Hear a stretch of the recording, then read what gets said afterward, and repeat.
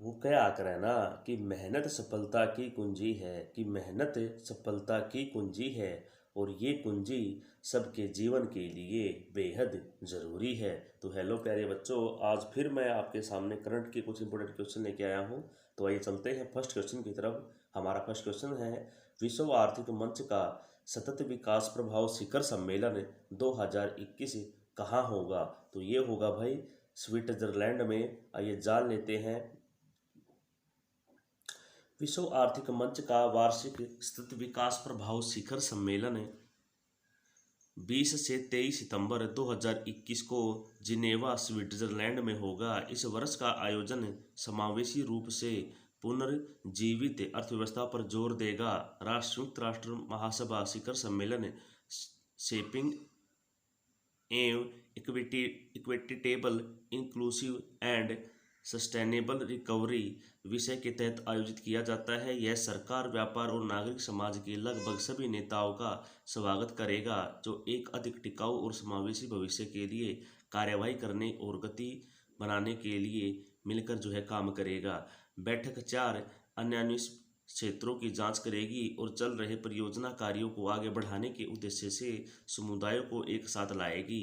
प्रभाव क्षेत्र और ब्रीफिंग पर ध्यान दिया जाएगा। अर्थव्यवस्था को पुनर्जीवित करना, एक समावेशी वसूली को आगे बढ़ाना, जलवायु कार्रवाई को बढ़ाना, भविष्य की खाद्य प्रणालियों को आकार देना इसके मुख्य विषय होंगे। चलते हैं नेक्स्ट क्वेश्चन पर। नेक्स्ट क्वेश्चन है, mission domination and unfinished quest किसकी पुस्तक है? तो ये पुस्तक किसकी है? कुशन सरकार, बोरियम मजूमदार, दोनों की। तो ये दोनों की पुस्तक है। आइए जान लेते हैं। बोरिया मजूमदार और कुशन सरकार द्वारा लिखित mission domination and unfinished quest नामक नई पुस्तक है। पुस्तक साइमन एंड सुसर्ट पब्लिक इंडिया प्राइवेट लिमिटेड द्वारा प्रकाशित की गई है।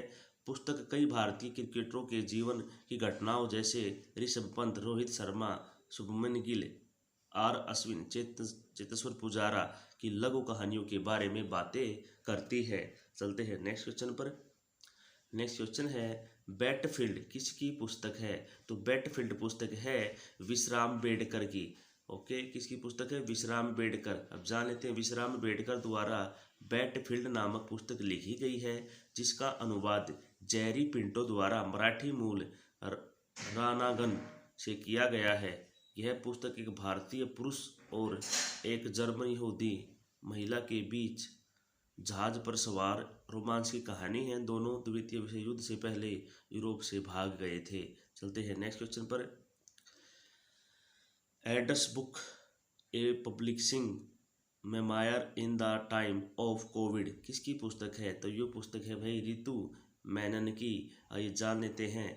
रितु मेनन की किताब address book a publishing memoir in the time of Covid है। मेनन जिन्होंने 1983 में भारत की पहली नारीवाद प्रेस कोली फॉर वीमन की सह संस्थापक की, KFW की एक सहयोगी वीमन अनलिमिटेड की संस्थापक निर्देशक है। मार्च 2020 में लॉकडाउन शुरू होने के हफ्तों बाद मेनन ने एक डायरी लिखना शुरू किया था। चलते हैं नेक्स्ट क्वेश्चन पर। फारस की खाड़ी में दूसरा भारत और किस देश की संयुक्त नौसेना अभ्यास जायर अल बहर हुआ है? तो ये हुआ है कतर के बीच। आइए जान लेते हैं। भारतीय नौसेना और कतर एमिरी नेवल फोर्स के बीच संयुक्त नौसेना अभ्यास जायर अल बहर का दूसरा संस्करण फारस की खाड़ी में 9 से 14 अगस्त के बीच आयोजित किया गया था। अभ्यास के इस संस्करण में 3 दिवसीय बंदरगाह चरण के बाद 2 दिवसीय समुद्री चरण शामिल था। समुद्री चरण में सामरिक समुद्री अभ्यास शामिल है, जिनकी सतही कार्रवाई, समुद्री डकैती रोधी अभ्यास, वायु रक्षा, समुद्री निगरानी, बॉर्डरिंग संचालन और SAR अभ्यास शामिल है। अभ्यास के समुद्री चरण में भारतीय नौसेना के स्टील्थ फ्रिगेट INS त्रिकंद, QENF की बारजान और दमसहा श्रेणियों की मिसाइलें, नौकाओं, MRT-34 वर्ग के फास्ट अटैक शिल्प और राफेल लड़ाकू विमानों ने भाग लिया। अब कतर की राजधानी है दोहा और मुद्रा है कतरी रियाल। कतर के प्रधानमंत्री है शेख खालिद बिन खलीफा बिन अब्दुल अजीज अल थानी। ओके, बहुत ही बड़ा नाम है, आप इसका स्क्रीनशॉट ले लें। चलते हैं नेक्स्ट क्वेश्चन पर। नेक्स्ट क्वेश्चन है युक्ता धारा पोर्टल। अब युक्ता धारा पोर्टल किसने लॉन्च किया है? तो युक्ता धारा पोर्टल लॉन्च किया है जितेंद्र सिंह ने। आइए जान लेते हैं। विज्ञान और प्रौद्योगिकी मंत्रालय के केंद्रीय राज्य मंत्री जितेंद्र सिंह ने रिमोट सेंसिंग और जीआईएस आधारित जानकारी का उपयोग करके नई मनरेगा परिसंपत्ति की योजना को सक्षम करने के लिए भुवन के तहत युक्ताधारा नामक एक नया भू स्थानिक योजना पोर्टल लॉन्च किया है। पोर्टल को इसरो और ग्रामीण विकास मंत्रालय द्वारा संयुक्त रूप से विकसित किया गया है। अब जान लेते हैं युक्ताधारा के बारे में। युक्ताधारा विभिन्न राष्ट्रीय ग्रामीण विकास कार्यक्रमों जैसे मनरेगा, एकीकृत वाटरशेड प्रबंध कार्यक्रम, प्रति बूंद अधिक फसल और राष्ट्रीय कृषि विकास योजना के साथ ही फील्ड फोटोग्राफ आदि के तहत बनाई गई संपत्ति के भंडार के रूप में काम करेगी। युक्ताधारा पोर्टल योजना की गुणवत्ता सुनिश्चित करेगा, प्रशासनिकता के लिए कई वर्षों में बनाई गई संपत्ति की दीर्घकालीन निगरानी को सक्षम करेगा, संसाधन आवंटन के लिए नए कार्यों की पहचान की सुविधा जो है प्रदान करेगा। श्री जितेंद्र सिंह के पास पृथ्वी विज्ञान मंत्रालय और केंद्रीय प्रधानमंत्री कार्यालय, राज्य मंत्री कार्मिक लोक शिकायत और पेंशन मंत्री, परमाणु ऊर्जा विभाग और अंतरिक्ष विभाग भी शामिल है। चलते हैं नेक्स्ट क्वेश्चन पर। नेक्स्ट क्वेश्चन है दुनिया का पहला जीवाश्म मुक्त स्टील किसके द्वारा निर्मित किया गया है? तो दुनिया का पहला जीवाश्म मुक्त स्टील जो है स्वीडन के द्वारा निर्मित किया गया है। आइए जान लेते हैं। स्वीडन ग्रीन स्टील वेंचर, जिसने कोयले का उपयोग किए बिना उत्पादित स्टील की दुनिया की पहली ग्राहक डिलीवरी की थी। स्टील को hydrogen breakthrough iron making technology का उपयोग करके बनाया गया है, जो कोयले और कोक के बजाय 100% जीवाश्म मुक्त हाइड्रोजन का उपयोग करता है। उद्यम ने अपने ट्रायल रन के हिस्से के रूप में वोल्वो समूह का जीवाश्म मुक्त स्टील पहुंचाना शुरू कर दिया है। हाइब्रिड परियोजना के विकास के लिए जिसे 2016 में स्थापित किया गया था और इसका स्वामित्व एसएसएबी ऊर्जा फर्म वेटनफॉल और एलकेबी एक खनन और खनिज समूह के पास है। वेटनफॉल और एलकेबी दोनों स्वीडन राज्य के स्वामित्व में है। हाइब्रिड को रेखांकित करने का विचार इस्पात उत्पादन में कोयला और कोक के बजाय 100% जीवाश्म मुक्त हाइड्रोजन का उपयोग करना है। अब स्टॉकहोम स्वीडन की राजधानी है और कोरोना स्वीडन की आधारित मुद्रा है और स्वीडन की वर्तमान जो है प्रधानमंत्री है स्टीफन लफवेन है। ओके, चलते हैं नेक्स्ट क्वेश्चन पर। नेक्स्ट क्वेश्चन है भारत और एडीबी ने बेंगलुरु में मेट्रो रेल नेटवर्क का विस्तार करने के लिए कितने मिलियन डॉलर के ऋण पर जो है हस्ताक्षर किए हैं? तो ये हस्ताक्षर किए हैं भाई 500 मिलियन डॉलर के। तो ये जान लेते हैं। एशियाई विकास बैंक और भारत सरकार ने बेंगलुरु में मेट्रो रेल नेटवर्क के विस्तार के लिए 56 किलोमीटर की लंबाई वाली 2 नई मेट्रो लाइनों के निर्माण के लिए 500 मिलियन डॉलर के ऋण पर हस्ताक्षर किए हैं। यह परियोजना 30 स्टेशनों के साथ सेंट्रल सिल्क बोर्ड और कैंप गौड़ अंतर्राष्ट्रीय हवाई अड्डे के बीच बाहरी रिंग रोड और राष्ट्रीय राजमार्ग 44 के साथ 2 नई मेट्रो लाइनों का निर्माण करेगी। नई मेट्रो लाइनें बेंगलुरु में सुरक्षित, सस्ती और हरित गतिशीलता की ओर मजबूत करेगी, जिसका जीवन की गुणवत्ता बढ़ाने, शहरी आवास में सतत विकास और आजीविका के अवसर पर सकारात्मक प्रभाव पड़ेगा।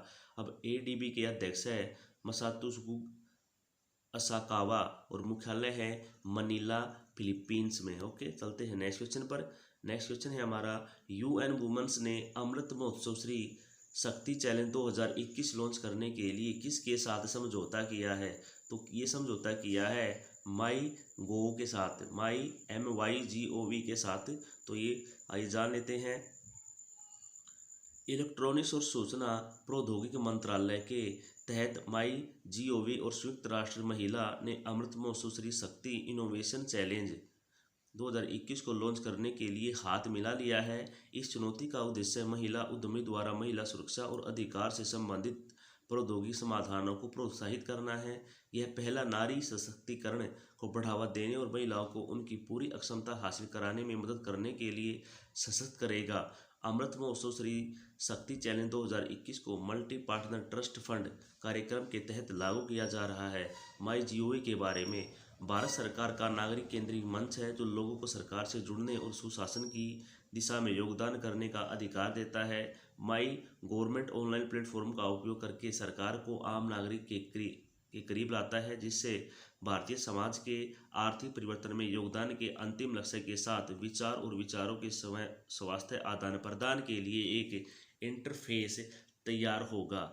संयुक्त राष्ट्र महिला के बारे में, संयुक्त राष्ट्र महिला लैंगिक समानता पर काम करने के लिए संयुक्त राष्ट्र एजेंसी के रूप में यह सुनिश्चित करने के लिए एक संयुक्त राष्ट्र प्रणाली के प्रयास का नेतृत्व और समन्वय करने के लिए जिम्मेदार है कि लैंगिक समानता और लिंग के मुख्य धारा में लाने की प्रतिबद्धता दुनिया भर में और देश स्तर पर कार्रवाई में अनुवाद जो है करती है। चलते हैं नेक्स्ट क्वेश्चन पर।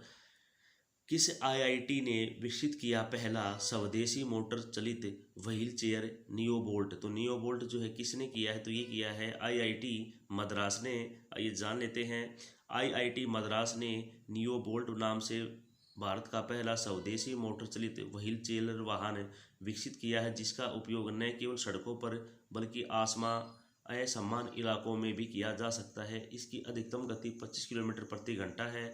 शोधकर्ताओं ने लोकोमोटर विकलांग लोगों के लिए काम करने वाले संगठन और अस्पतालों के साथ बड़े पैमाने पर सहयोग किया और उनके अनुभवों को ध्यान में रखते हुए और निरंतर डिजाइन समायोजन करने के बाद उत्पादन का जो है निर्माण किया गया है। नियोबोल्ट के बारे में आईआईटी मद्रास ने कहा कि व्हील चेयर उपयोगकर्ता के लिए 55,000 रुपये की अनुमानित कीमत पर उपलब्ध होगी। मोटर संचालित अटैचमेंट नियोबोल्ट व्हील चेयर को एक सुरक्षित सड़क योग्य वाहन में परिवर्तित करता है, जो किसी भी प्रकार के इलाके को नेविगेट कर सकता है, जिसका हम आमतौर पर सामना कर सकते हैं। कच्ची सड़कों के माध्यम से ड्राइव करें या एक तेज ढाल पर चढ़े और इसे आराम से करें, क्योंकि इसमें झटके सहने के लिए सस्पेंस है।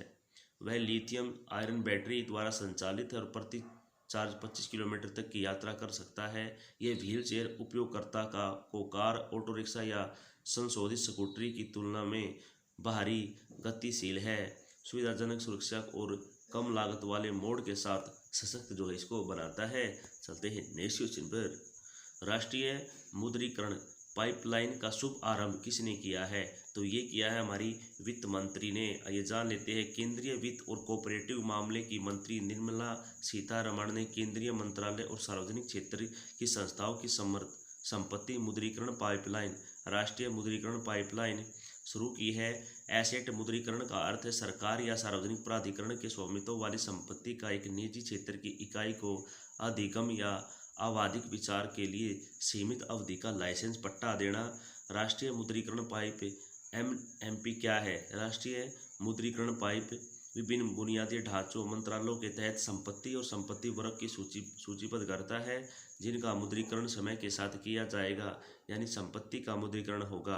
केंद्रीय बजट 2021-22 के तहत एसेट मुद्रीकरण के लिए जनादेश के आधार पर बुनियादी ढांचे मंत्रालयों के परामर्श से नीति आयोग द्वारा पाइपलाइन विकसित की गई है। एनएमपी ने वित्त वर्ष 2022 से वित्तीय वर्ष 2025 तक 4 साल की अवधि में केंद्र सरकार की मुख्य संपत्ति के माध्यम से 6.0 लाख करोड़ रुपए की कुल मुद्रीकरण अक्षमता का अनुमान जो है लगाया है। ये तो थे हमारे। ओके, चलते हैं नेक्स्ट क्वेश्चन पर। नेक्स्ट क्वेश्चन है हमारा, पेटीएम और किस बैंक ने किया पेमेंट गेटवे समाधान के लिए समझौता? तो ये किया है भाई HDFC बैंक ने। आप भी देख पाए होंगे, तो देखते चलते हैं। HDFC बैंक और पेटीएम ने payment gateway, point of sale machine और क्रेडिट उत्पादन में व्यापार समाधान बनाने के लिए साझेदारी की है। इसमें पेटीएम पोस्टपेड शामिल होगा, जो बाय नाउ पे लेटर समाधान, इजी EMI और फ्लेक्सी पे है। साझेदारी बाजार में उन्नत स्मार्ट हब समाधान भी प्रदान करेगा। HDFC बैंक स्मार्ट हब समाधान एक एकीकृत मंच है जो व्यापारियों को उनकी सभी व्यावसायिक जरूरतों के भुगतान के लिए वन स्टॉप समाधान की दुकान जो है प्रदान करेगा।